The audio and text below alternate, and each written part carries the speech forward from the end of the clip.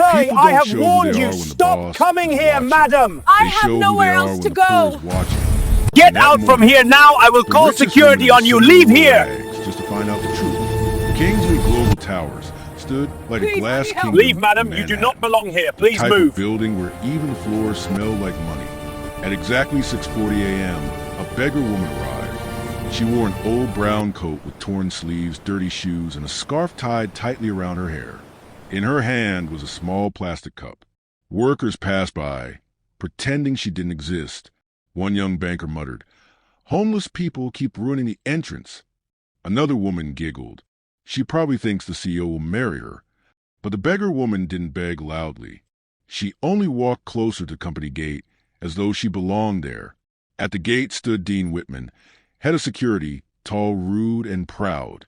He saw her and immediately frowned like she was disease. Dean barked, "Hey, what do you want?" The beggar lifted her eyes slowly. Calm, intelligent, unshaken. "I'm hungry," she said softly. "Anything would help."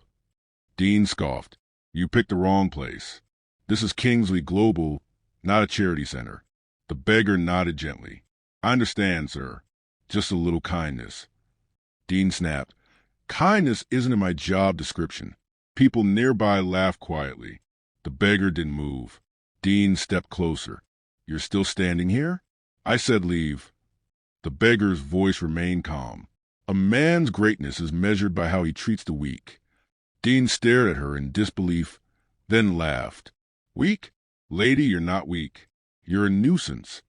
He turned to another guard. "Remove her." Two guards grabbed her arms. At that moment, a young intern ran forward. "Stop." Everyone turned. It was Zara Monroe, a slim black girl in her early 20s, holding files. Her face was tense. Dean snapped, "Are you insane? Go inside." Zara shook her head. "Sir, she hasn't done anything wrong." Dean's eyes narrowed. "Are you defending a beggar?" Zara replied boldly, "I'm defending a human being." The crowd murmured. Dean grabbed the beggar's cup and threw it on the ground. "Here's your cup. Now go beg elsewhere." The cup rolled away like shame. Zara gasped, "Why would you do that?" The beggar woman stayed silent, but her eyes changed. Not angry, not sad, just deep. Zara ran and picked the cup up, dusting it. She placed it back in the beggar's hands. "I'm sorry," Zara whispered to her. Then Zara reached into her purse and pulled out $20, all she had. "Please, eat something." The beggar's lips parted slightly. She stared at Zara as if seeing light for the first time. "You gave without knowing who I am," she said softly. Zara nodded. "Kindness shouldn't depend on who you are." The beggar smiled faintly. "You have a good heart." Dean shouted, "Enough! Get inside before I make you regret it." Zara turned to Dean. "You should be the one regretting this," she said. Dean laughed. "Oh yeah? Regret what?"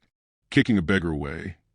The beggar woman finally spoke again, voice calm but dangerous. "Be careful. The ground you stand on may not belong to you." Dean blinked, confused. Then his pride returned. "What did you say?" The beggar repeated. "You'll learn soon." Dean got furious. "Drag her away." The guards pulled her from the gate. Zara shouted, "No, stop." The beggar looked back one last time at Zara. "Don't let the world steal your kindness," she whispered. She was dragged away as employees watched like it was a movie.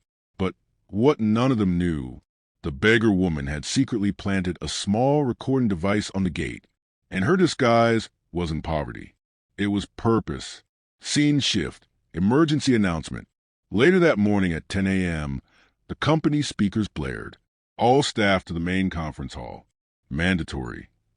Everyone rushed in. Executive Manager Ethan Clark stood at the front, smiling like a politician. He announced loudly, "Today, the owner of Kingsley Global will finally appear in person."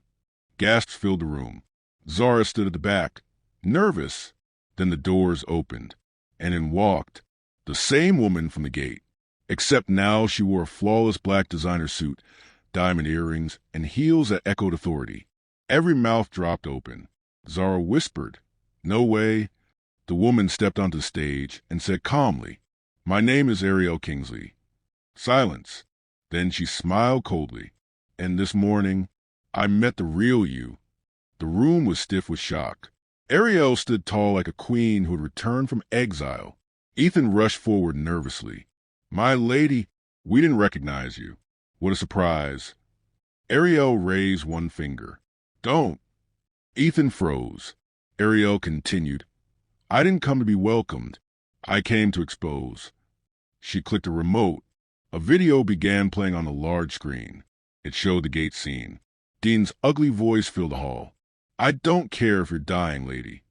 The room gasped. Dean wasn't there yet, but people knew him. Arielle paused the video at Zara giving money. She turned to crowd. I disguised myself because I wanted to see something. A staff member whispered, This is a trap. Arielle spoke firmly. I wanted to know how you treat people with nothing. She pointed at the screen. This is not about me being a billionaire. This is about how you treat the powerless. Ethan forced a laugh. This is a beautiful lesson, ma'am. Arielle's eyes narrowed. Really? Because you walked past me too, Ethan. Murmurs.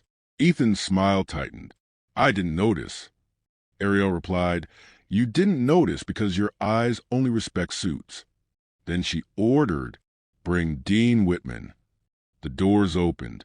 Dean walked in smiling arrogantly until he saw the screen. His face drained. My lady, Arielle's voice was icy. You threw my cup on the ground today. Dean stammered. I didn't know it was you. Arielle stepped closer. Exactly. She pointed at him. You didn't do it because it was me. She leaned in. You did it because you thought I was nobody. The room fell silent. Arielle asked Dean slowly, If it was my mother standing there, would you have treated her like trash too? Dean's lips trembled. I am sorry. Arielle replied, Sorry doesn't feed a hungry person. Sorry doesn't heal shame. Then she turned to Zara. Zara Monroe. Zara stepped forward shakily. Yes, ma'am. Arielle smiled warmly. You gave me your last money today. Zara swallowed. I just couldn't watch it happen. Arielle nodded. That is why kindness will keep you alive. The crowd watched. Then Arielle's voice changed again, colder. And now, let's talk about the other reason I disguised myself. She clicked another file. Money transfers appeared. Private accounts. Fraud. Ethan's face tightened. Arielle said, Someone has been stealing from this company. Ethan shouted, That's ridiculous. Arielle looked at him calmly. It's not ridiculous. She zoomed in on the name. Ethan Clark. The hall exploded in gasps. Ethan panicked. This is false. This is framed. Arielle calmly signaled. 2 men entered. FBI agents. Ethan screamed. No, please. Arielle whispered. You stole from the wrong woman. Ethan was dragged away, shouting. Arielle turned back. And Dean Whitman. She faced him. You're fired. Dean collapsed. Please, my family. Arielle responded. Did you think about families when you abuse the hungry? Security dragged him away. Arielle stared at the staff. Meeting dismissed. But her final statement shook everyone. From today, this company will not tolerate cruelty. The company became quiet, like people were walking in church after judgment. Zara was called to the CEO floor. When she entered Arielle's office, she expected punishment. Instead, Arielle offered her a seat. Zara whispered, Am I in trouble? Arielle smiled softly. No. Zara blinked. Arielle asked, Why did you help me? Zara answered, Because I know hunger and I know shame. Arielle nodded slowly. I grew up watching my mother beg for jobs, Arielle admitted. Zara's eyes widened. Arielle continued, I became rich so I could change that world. Then she stood. Zara Monroe, I'm promoting you. Zara gasped. Promoting me? Arielle handed her a contract. Personal assistant. Full scholarship. Full salary. Zara started crying. I don't deserve this. Arielle replied, Good people always think they don't deserve reward. That's why they remain good. Then Arielle did something shocking. She also promoted the cleaner, Mrs. Collins, after revealing she was the one that secretly reported Ethan's fraud. Arielle said, "The world ignores cleaners, but heaven honors them." Arielle launched a new initiative: feeding program, scholarship scheme, monthly charity outreach. She stood outside the building again, but this time as herself. She addressed everyone. If you treat the poor like trash, one day life will treat you the same. Employees clapped, but some clapped out of fear. Others clapped out of change. Zara later asked Arielle, "Do you think people can truly change?" Arielle replied, "Some will change because they understand." She paused. "But most only change when power humiliates them back." One evening, Zara noticed something disturbing: a suspicious staff member sneaking into Arielle's private floor. She reported it. Arielle smiled calmly. "I've been waiting for this." It was revealed that Ethan had allies inside the company, people hoping to take advantage. Arielle set a trap. She arranged a fake secret document about company shares. The corrupt staff fell for it, trying to steal it. Security arrested them immediately. Zara asked, "Why go this far?" Arielle answered, "Because corruption hides under success like rats under food." Then Arielle returned to the gate, the same place she had been humiliated. She placed a sign there: "Do not mock the poor. Life is a wheel." Zara stood beside her. A homeless man passed. Some employees hesitated. Then one executive walked up and offered food. Another offered water. Arielle watched silently. Zara whispered, "They're learning." Arielle replied, "No." She smiled slightly. "They're awakening." Then came the final powerful moral. Arielle said, "You don't need money to be a human being." She looked at Zara. "You only need a heart." The story ends with Arielle funding a community shelter in her mother's name. And the gate, once a place of pride, became a place of mercy. Thanks for watching. Please don't forget to subscribe, like, and share. Thank you.